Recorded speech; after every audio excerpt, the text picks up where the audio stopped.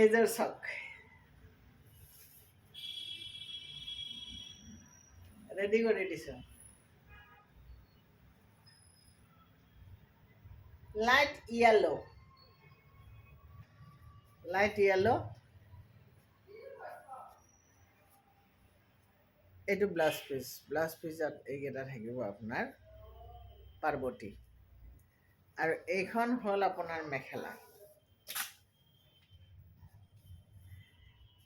ৰাণী পিংকৰ blouse এটাৰ লগত আপুনি কাপোৰযোৰ পিন্ধিব।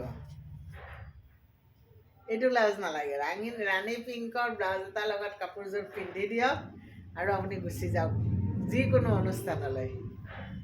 একদম ধুনীয়া লাগিব, কৈ দিছোঁ। বেলেগ ধুনীয়া কাপোৰ এযোৰ আপুনি ধুনীয়াকৈ পিন্ধি যাওক আৰু তাৰপিছত ক'ব।